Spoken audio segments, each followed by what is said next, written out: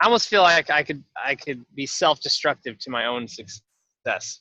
That makes sense. Yeah. Well, what comes to mind for me is the foreword by Robert Kiyosaki in the book, and you know, essentially you're building a business. Every time you do this webinar funnel, it's another business. Mm-hmm. And in itself, it's a business in a box. And you know, moving right to his quadrant 3 or whatever he calls it, that's pushing a huge rock up a boulder, right? I mean, a huge boulder up a hill. And you know, and that's kind of what it feels like. You're like putting all this energy and effort into it, and it moves like you look down, you're like, oh, it moved an inch. Great. It's another 2 miles to go, right? Yeah. So exactly. mentally, that's a tough game to play, which is why we need a mastermind group to keep us motivated. Yeah, and I feel like I have people on the other side of the boulder sitting there. They're not pushing against the boulder. They're just sitting there saying, just tapping their toe, waiting for you. You're like, I'm pushing the boulder and I'm pushing them out of the way. Oh, I I'm see. like, Yeah. Yeah, you know, launch that thing already, sell that business already, and they're sitting in front of the boulder. I'm like, thanks. Yeah, judging you. Judging me silently because I haven't figured it out yet. Right. Well, I figured it out. I just haven't, you know what I'm saying. Yeah. So. Well, that's my update. Anything else? Okay. I've also been binging on Trey Llewellyn, the most successful e-commerce guy through funnels. He has a lot of content online, but it's not packaged very well, so it's kind of like a scavenger hunt, like finding his good stuff. Right. You know, like Russell, he's very polished, and you know, you can go through his podcast and kind of learn things sequentially. Trey is like all over the place, and he's kind of has a schizophrenic mind, you know, just always bouncing from one thing to another. And so it's fun to kind of dissect his success, you know, because they all sell their packages, their courses, which have everything neatly laid out. But these same guys also have all their stuff online for free. It's just like a treasure hunt, though. Right. So I've been binging on him. I downloaded his. It's the most successful e-commerce funnel ever. He had it. You could import the funnel into ClickFunnels. So I did that and was looking at that last night. It's an ugly funnel. It's very ugly. But this thing generated like $20 million in like 2 months. So pretty powerful. Back to the point of you don't have to have it perfect. Right. Totally. Right. So, and I think it's almost purposefully not super polished. You know, I don't know. I think that could be a strategy. All right. But anyway. Right. Caleb, are you teaching us today in about 5 minutes? I'd be happy to, unless you have something hot on your mind. All right. Well, Tanya, I don't know if you heard Billy, but Tanya's on the line. Our update is that we decided, at least for the time being, that we are both going to focus our energy on this Awaken Man project. And so we don't know what that's going to look like exactly, but thought it would be good for her to join the call when she can. And she's really mostly just listening in because it's also the time where we get our youngest ready. But besides that, I've been working on the perfect webinar wizard. Still on question 7 out of 78, moving right along. But I'm going to devote most of my Saturday this weekend to that. I don't know if Caleb, you can be on tech support, texting support at all, but if you are, probably could use you a little bit. What else? Tanya's probably going to be working on mostly the social media and marketing. She's creating a marketing plan, and so we don't know what that'll look like until probably next week, but it will be mainly focused on getting Awaken Man sales. Our goal is a total of 20 Awaken Man guys on coaching plan, coaching package. we're going to look at calling that a 2020 vision, 2020 clarity, you know, in right now. Tanya had a great idea last night. I was like, hey, I'm doing the same thing, but I'm getting a lot less result from my marketing, from my, you know, invites, direct messages. And she's like, at this time of the year, it always, you know, that kind of stuff, personal development stuff, people are like, I don't have time for that.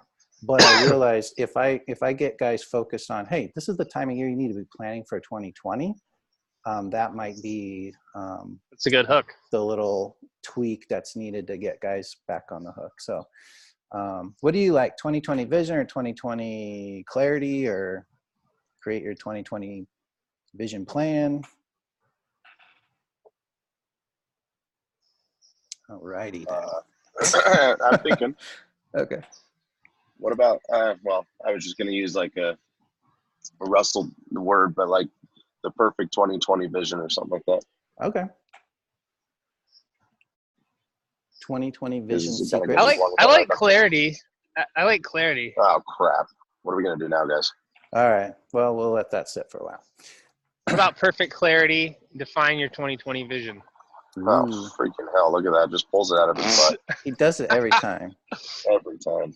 There's a colon in there, or a semicolon, some sort of punctuation. Got it. All right. Well, anything else, Tanya? No, I think that. Good morning, Tanya Landis. What a pleasure to have you. It's been a sausage party. It's nice to have. Tanya likes sausage parties. Oh Sorry. Like not even 7 yet. You guys. So I'm gonna do the marketing plan for the next 3 months, and then try to get so that we can. Well, my goal is to get 20 Awakened Man sold within the next 30 days. So I'm reading the Russell Brunson book. I just started it, so I'm hoping to finish it by tomorrow. Is that Expert Secrets? Mm-hmm. Okay. Yeah. So I've got it on Audible, so I'm listening to it. I'm really thankful it's not him. I like him, but he talks so freaking fast that I can't listen to him on double speed. I can listen to the guy that's narrating on double speed though. So hopefully I can get the marketing plan completed by Monday and then get started on it. I think my biggest thing right now is I have my social media has a lot of people, but Instagram and Facebook are really screwed with the algorithms. So all of our reach is just cut in half. It's so far down for a lot of us right now. And they want you to pay to play, or what? Yeah, they want you to pay to play, but then also drastic drops, going from 400 people seeing my stories to 150. And I'm not the only person. Everybody in our network has been talking about it. And one of my friends, she used to get 1,000 likes on photos, and they're taking away the likes too. And it's just kind of funky right now. So also looking at what we can do on, other platforms like YouTube and things like that, because, I don't want to, I don't have a ton of I know what happens when they, when Facebook kind of changed the game, and now Instagram. And so trying to figure all of that out and have the stuff seen. So we have 21 Social working on our marriage account to get more followers on that.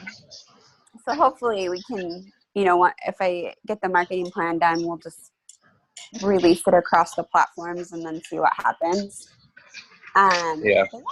That's kind of, I don't know if you guys have any insight onto that, I guess I could speak to that. Unfortunately, this is the problem with building your house on these social media platforms. Well, yeah, I know that. That's why I don't want to be dependent Yeah. on any of those, because I mean, I don't know, Facebook is probably like the biggest thorn in my side for like the last 2 years. And I have like very bad feelings towards Mark. But at the same time, they are really good tools. They're what's going on right now, and it's evolving. But it's also frustrating as heck trying to figure out, okay, what the hell.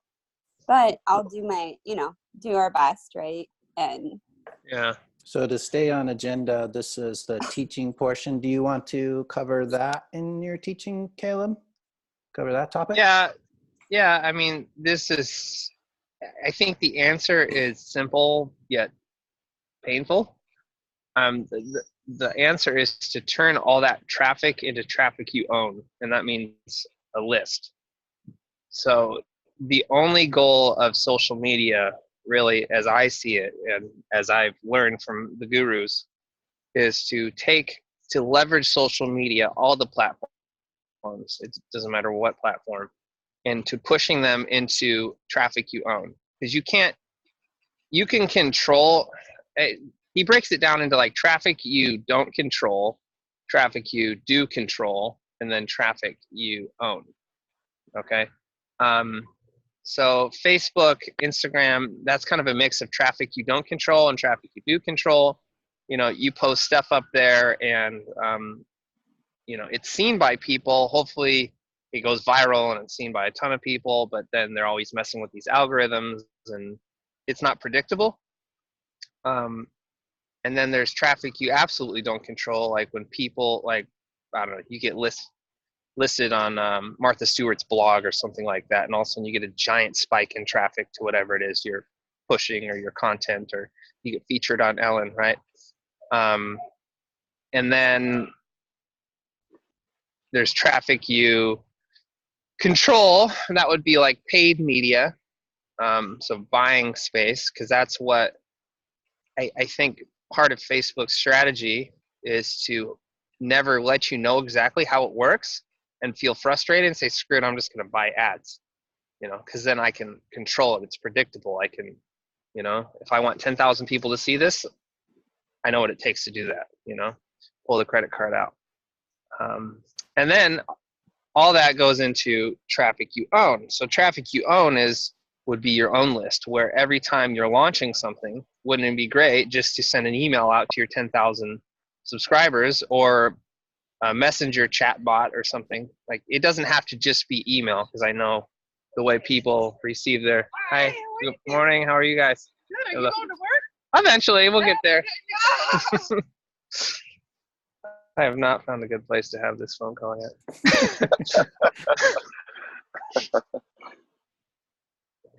I'm sitting here in my gym clothes, holding an expert secret book, like the Bible.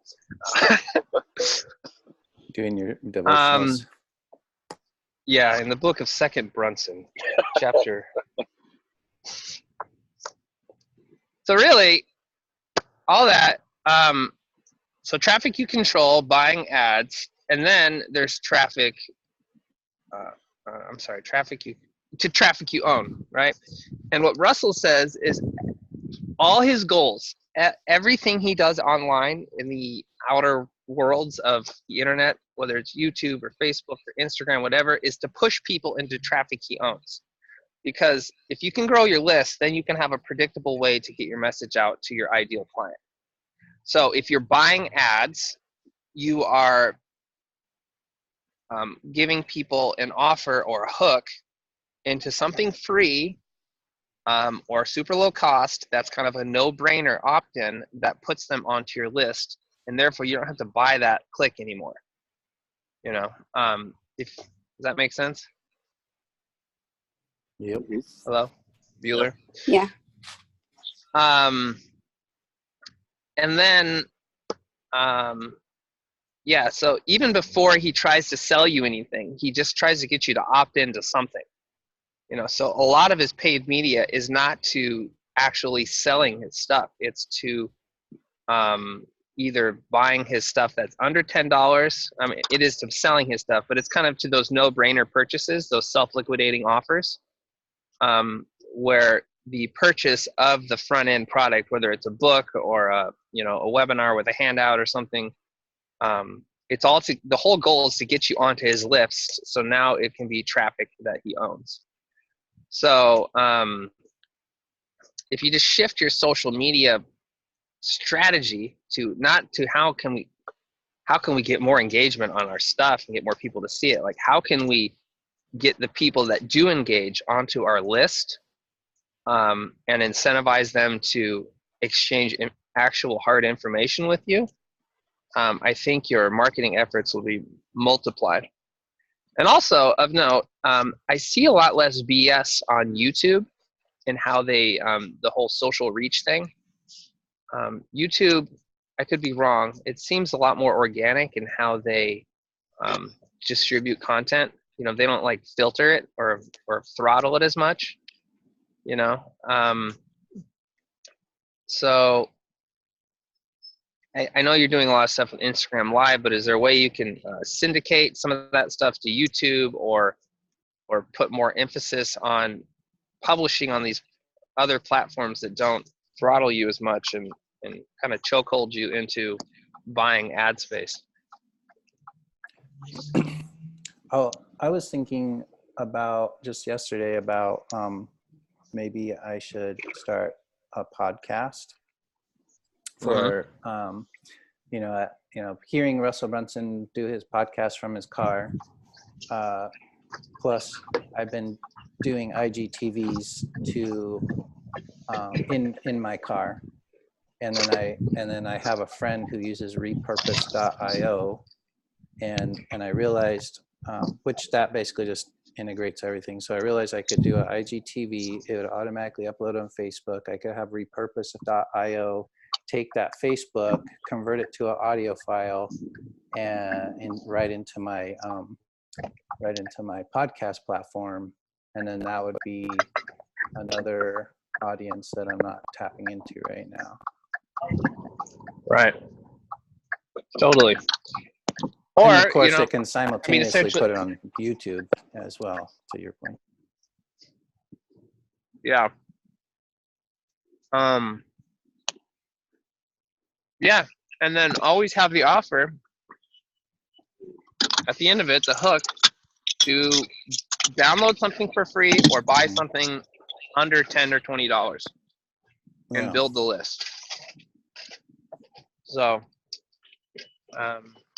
Russell said it takes about a list of about 10,000 people to generate around $100,000 a year.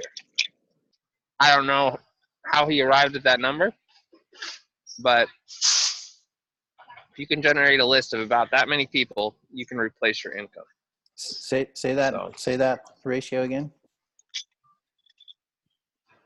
I could be quoting this wrong, but I think it's something to the effect of if you have a list of about 10,000 people, you should be able to replace your income somewhere around 6 figures.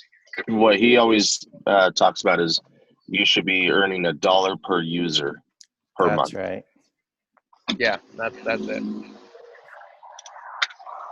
So I don't have a lot more depth in my teaching. Well, I'm thinking it would be good to open it up for questions or, additional, Billy, do you have something to add to that?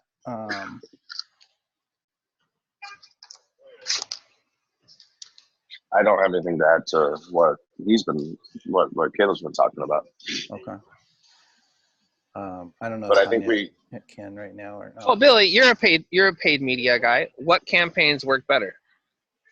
Or give me options, like what campaigns are compared to what? Well, okay, like the customers that you see have the most success selling things online, are they pushing clicks to these self-liquidating offers? Like, let me rephrase that.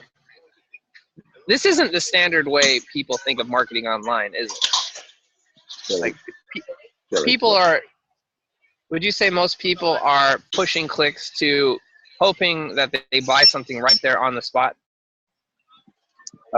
So what's evolving right now is more of a full funnel approach.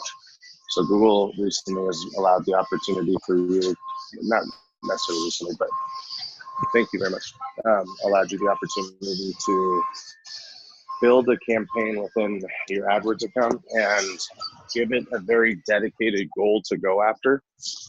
So for instance, with our clients, we break our campaigns up into high funnel, mid funnel, low funnel. And the high funnels, we might target email signups or white paper downloads. White paper downloads are gated, of course, with an email sign up. So it's not that one client may be doing it more than another client, or, you know, rather that the industry is. It's that the mindset is shifting. So it used to be all direct response, low funnel, get me a sale, get me a lead, you know, whatever it might be. And now moving more towards where are they at in the demand generation waterfall is what it's called. Oh, that's a new term. Yeah, the idea is that when you're high funnel, you're waterfall into the next stage. You know what I mean? Would high funnel be like a low ticket, a low on Yes, the? exactly. So everything we're talking about right now is quote unquote brand awareness funnel stage. It's very high. You know, it's just getting people to say, "Hey, I've recognized, you know, Waken Man. If I saw their name and brand, I'd be like, hey, I remember that company. You know, I remember what they did, or I read a blog from them, or something like that. You know, that's that high funnel stage, and that's a lot of what you're talking about right here is generating just vast amounts of people in the high funnel, and at that point, it becomes a game of numbers because. I'm going to use a really broad stroke here. So this is not true across all situations, but brand awareness on a per set of eyes basis is extremely cheap in compared to getting a direct response click, right? So on YouTube, you can pay for ads on YouTube that basically is 2 cents to 5 cents for every view, right? It's extremely cheap, but you need 10,000 of those views to equate to, you know, 500 or 250 or 500 actions that you're wanting to have.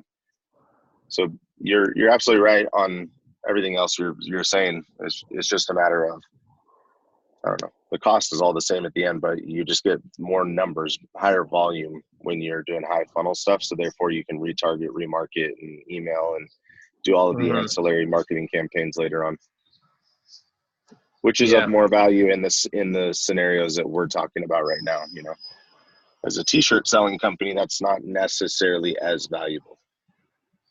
Yeah. T-shirt, I mean, stuff that's like transactional impulse buys, you know, I would see more of the impetus to get them to make a transaction at that moment. But, you know, life transformation, let's transform your life and your marriage. That's more of a crock pot type sale. Yeah. And I also have a theory that any lead generation activities that like Scott and Tanya are working on right now, in reality, there's almost an expectation that it's going to be a year before that name in your email address, or sorry, that name in your email database probably makes you any money. You know, you've got to nurture that for a long and slow burn. You've got to deliver immense value before it starts to pay you back, you know. And that process could very easily take a year. And I think, just to relay it back to ourselves, think about how many times we've signed up for email lists or whatever databases, you know, we're part of, and how long until we ended up purchasing. Like Caleb, for you with Russell, maybe it was a little bit quicker than the norm, but I mean, you probably were following Russell for months before anything ever transpired of that, you know? Well, I signed up for ClickFunnels pretty quick because I was looking for a better website builder. Like Then you're the weird one. Well, but the part that I kicked myself is I was looking for a better website builder, and I couldn't see the forest for the trees. Like I saw ClickFunnels was as a way to drag and drop websites. You know, like honestly, I was looking for easy to click buttons because for some reason finding like opt-in buttons and submit forms on websites was like difficult for me. And so when I saw how easy it was, I'm like, oh, this is great. Like I had no idea I didn't understand the layering of funnels. I didn't understand that. And how long did it take you to understand that? Honestly, about a year. Yeah. So that kind of supports I don't know what point, right? It'd be like somebody going into Your Peaceful Marriage, buying the $9 thing, and then like 2 years later, they're like, oh, I do need marriage coaching. Right. Well, yes. And one of the things I was going to follow that all up with is the good news, and why there is still low-hanging fruit that you guys can go and harvest is, like, for instance, Tanya's followers, the real followers, have been following her probably for multiple years, I would imagine, you know? So there's already that legwork done by and large, and maybe not to the I don't know, plan that we're trying to build here, but there's a lot of low-hanging fruit because of that work already done, which is good, you know. So anybody new coming in just gets lumped right into that process, and anybody who's been there forever, we're just nurturing to a close at this point. Yeah. And I think we have proof of that, a precedence. So like 3 years ago, when we first, in our first year of Marriage Architects, when we launched a online self-study program, and we gave a free offer before we knew any of this stuff, we were kind of doing it. And just to Tanya's, just by Tanya posting on a few live videos on Facebook, we had 200 people opt in like overnight. And that was like the most successful thing we ever did. That was the last time we really did that particular strategy. And I keep thinking back to that, like, dude, I'd be ecstatic. Why did you stop? Yeah. We don't have time for that conversation. Yeah, I know. I get it. To be on point with our agenda, we should probably shift into issues. I got them. You got the issues. Yeah. Tell us. Well, Tanya, are you still with us? Tanya had to drop off to work on the kids. Goodbye, Tanya. But I can represent. Okay. So what's she said her marketing plan is almost done. What's the marketing plan? I'm curious. Well, that's not known yet. Hopefully by next week's call, we will have the answer to that. But it's just something, she was just assigned that task a couple of days ago, and it's her goal objective for the next week. So to be revealed. Self-liquidating offer. That's the goal. That's my vote. Basically, what we discussed is we want to sell at least 5 couples and a total of 20 men. So those are the sales goals that have been, written out. And so her job is to kind of create the plan that gets us there. Mm-hmm. Well, you're working on your webinar, right? Yeah, that's what I'm doing. I mean, that's the crown jewel that's going to sell these awakened man things, right? That's going to lead them through the epiphanies that break the false beliefs that they can have everything they want, right? That's right. So, I would see that the goal would be to get as many warm bodies in the door to that webinar, right? Yeah. Because that's going to sell it for you. So what if I'm just thinking out loud, I'm riffing. What if you do your webinar and then you extract you do your repurpose IO thing, and either like extract the audio and put it into text and do it as like a print on demand book or a free download. And then when they download the freebie, or make it self-liquidating, charge like $9, $10, $12 for it. Okay. Here's what you do. Extract your webinar, When you say Put extract, do you mean turn your it audio. into text? Oh, turn it into audio. Yeah, audio, and then have it transcribed. Okay, because you can do your repurpose.io thing. Yeah, so kind of like what Russell says, start with the difficult part. So the difficult part is recording this free training, right, that breaks all the false beliefs. Yeah. Extract the audio, and then you can have the audio transcribed for pretty cheap.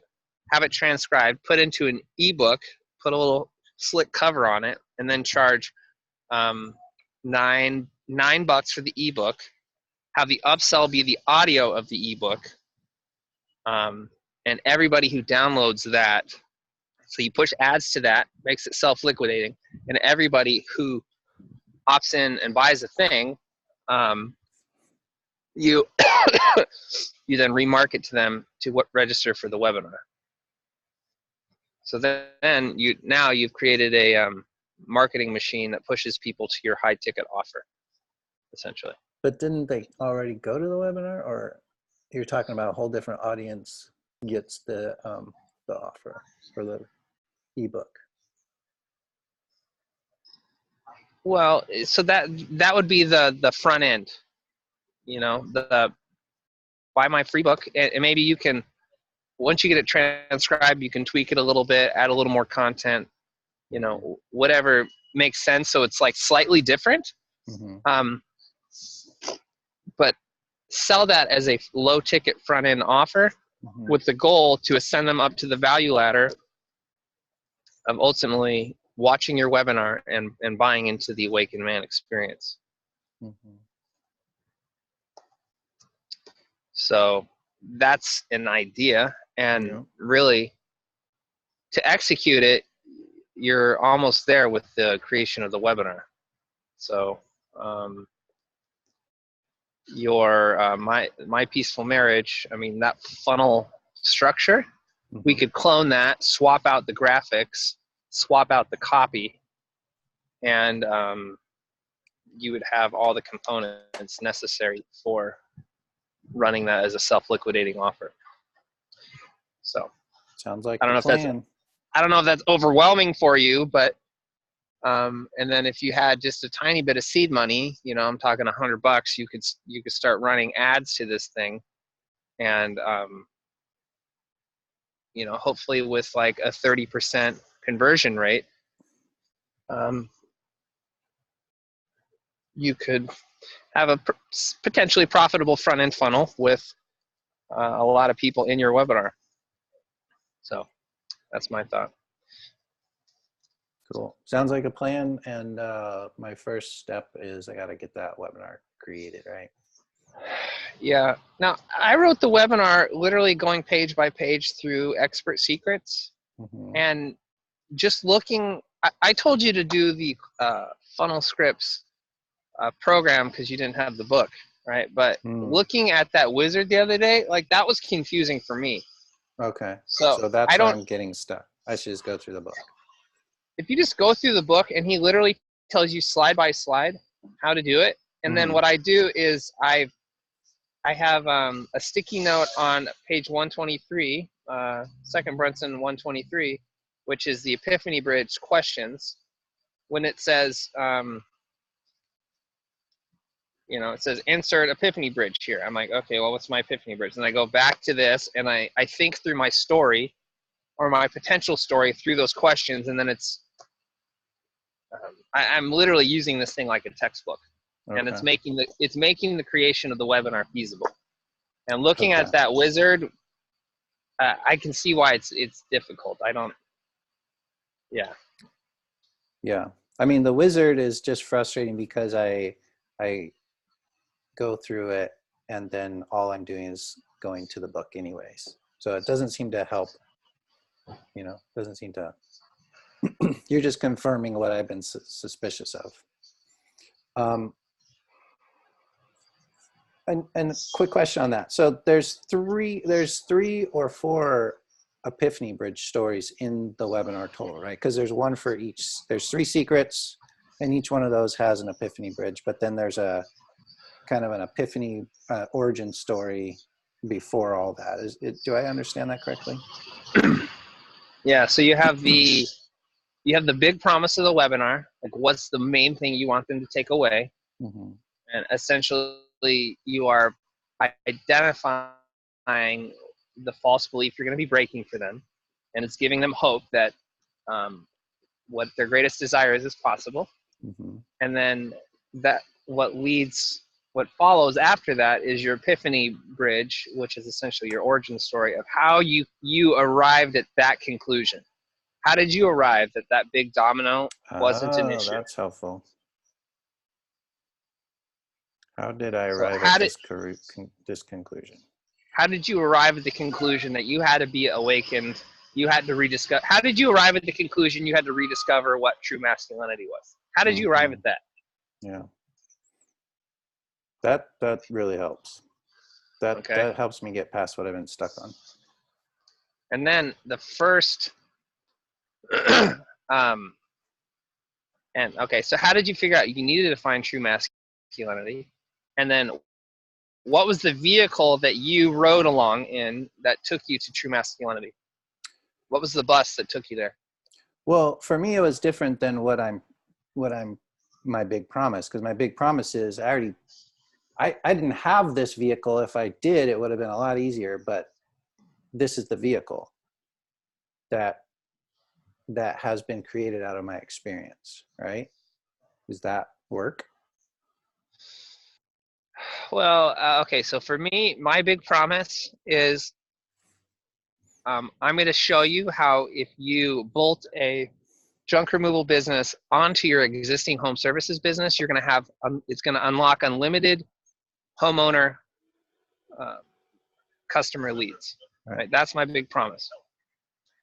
So I tell the backstory of how we were struggling to scale our revenue, and we realized that every homeowner had greater needs where they were contracting other providers, and that if we help put the two parties together, we could make a commission, or greater than that if we became the other party, the contractor, the handyman, we would have a 7-figure business. So now I'm blanking. It's easy for me to say, like, okay, the first epiphany is for your big domino, and then the second epiphany is for the vehicle. But as I say it out loud, I see how it gets money. Let me open up my presentation and I can read to you my bullet points. Well, what I think it is, what clicked for me when you were describing that is the kind of the hook, the headline is the big promise, and then my origin story says how I came to that conclusion, and then I go into the 3 secrets, which are breaking the false beliefs, and each one of those, secret number 1 is bold statement, and then I tell my epiphany story, my epiphany bridge story that illustrates that point, right? Hey guys, I got to jump off. The kids are awake now, so I'm gonna go help Lauren. Okay. All right. Bye, Turd. Bye. Bye. All right. So my goal from this web class, the only way for you to exponentially grow your home services company is by integrating junk hauling.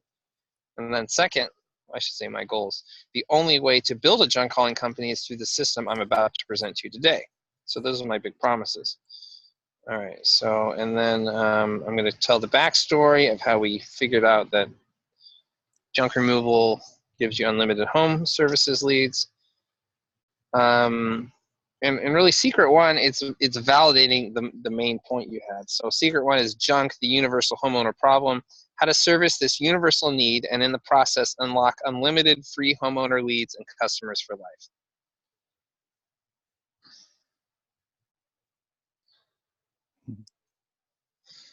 So secret 1 and the big domino are closely related. You're validating the vehicle that you discovered or created.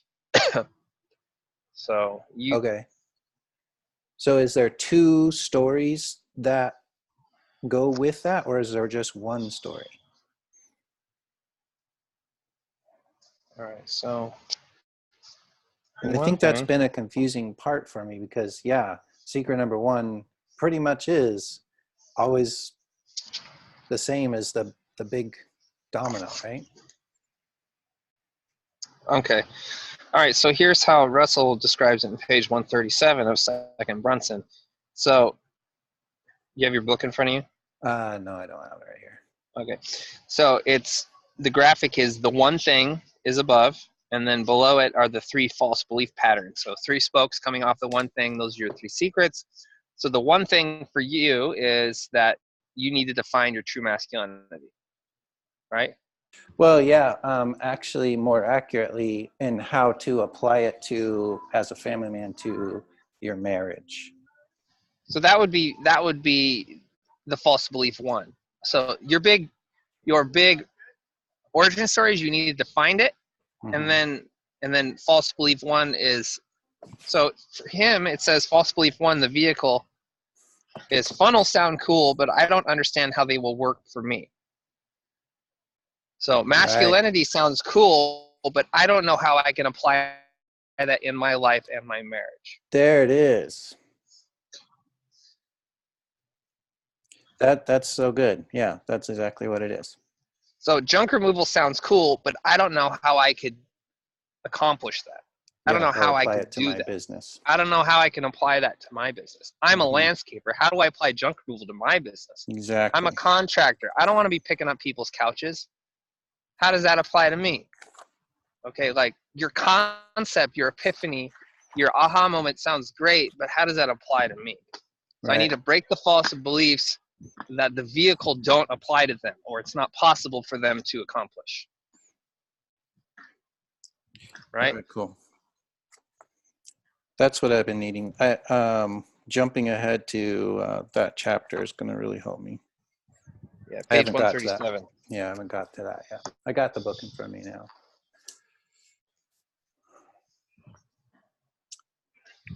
Yeah, so let's see. Does my let's see. Does my secret one speak to that correctly? All right. How to service this universal need. So junk removal sounds cool, but I don't understand how it would work for me. What about how anyone can service this universal need, and in the process unlock a free, unlimited free homeowner leads and customers for life? Yeah. Well, what I see with yours, Caleb, is I have a handyman business. I have a yard debris business. The thing that if you can convince me, like my false belief is, yeah, cool. It would be awesome to have unlimited leads from a junk removal business. I get your point. It's universal, but I can't apply that to my business, or I don't have time to. It's the time and money, right? First one is I can't. That doesn't actually apply to me because I'm just a yard debris guy. So that would be the first one, right? If you're kind of stating it, but you're not being specific enough to say to my business. So, right? in the slides, I have a picture of the value ladder, and I show how junk removal is at the bottom. And first of all, I explain what the value ladder is, and then I show how junk removal is in the value ladder of all these home services company.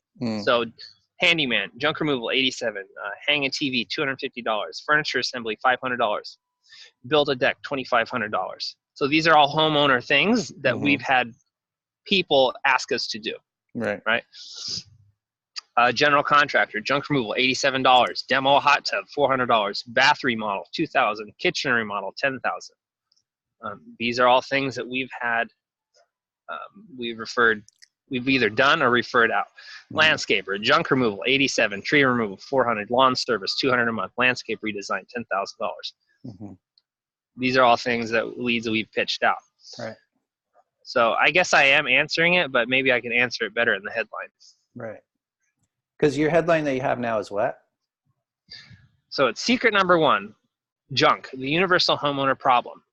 How to service this universal need and in the process unlock unlimited free homeowner leads and customers for life for any home services business, or what? I think make it personal. How Like you can? the bigger promise is, I don't care who you are. If you have a home service business, yes, this applies to you. Because the false belief is, well, this doesn't apply to me. So you want to say, yes, this applies to you. Make it personal, make it like, it's a challenge, right? It's a challenging statement. Like the easy thing to do is to be like, oh, wow, that's cool, but yeah, it doesn't apply to me. So if you right off the bat overcome that objection by saying, yes, you, even you. It's like make it very direct and pointed at each person sitting in their chair. So don't say it applies to everyone or, you know, it's universal. Say, yes, even you.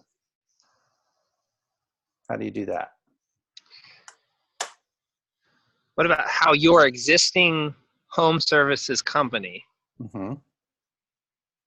can service this universal, can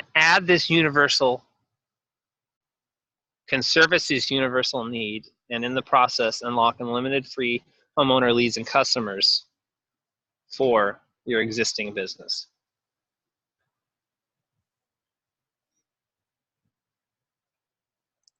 It sounds better. Complicated, long. It is complicated. Yeah. I mean, can't you just simplify it by saying, because isn't the big promise that the big problem I have is I want to stay in business, and what you're promising me, my problem is always, you know, lead generation. You can solve my biggest problem, lead generation, in a huge way.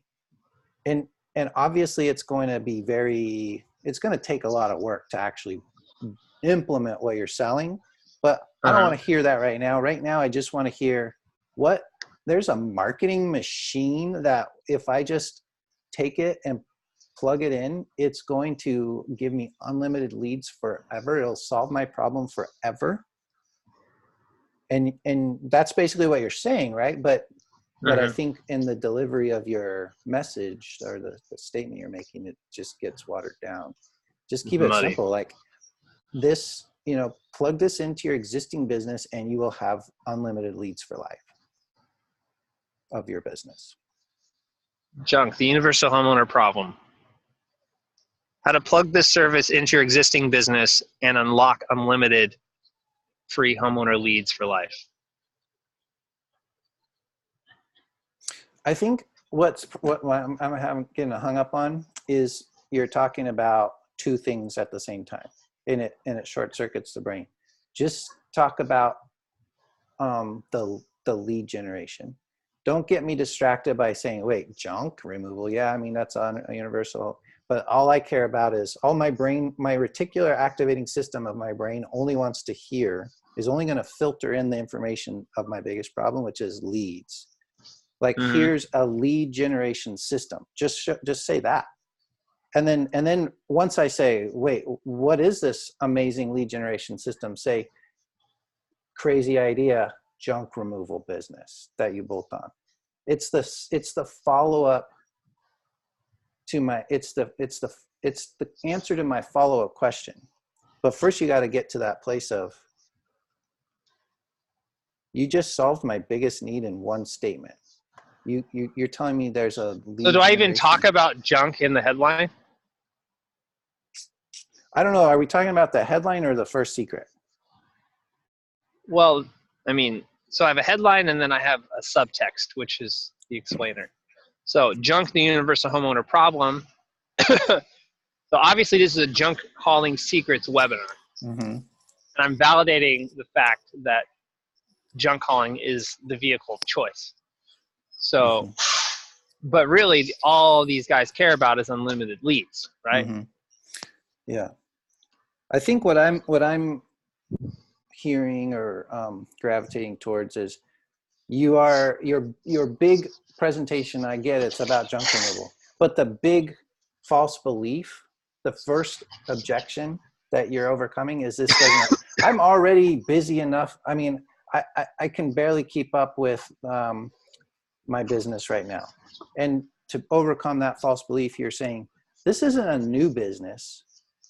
This is your source of unlimited leads. Does that make sense?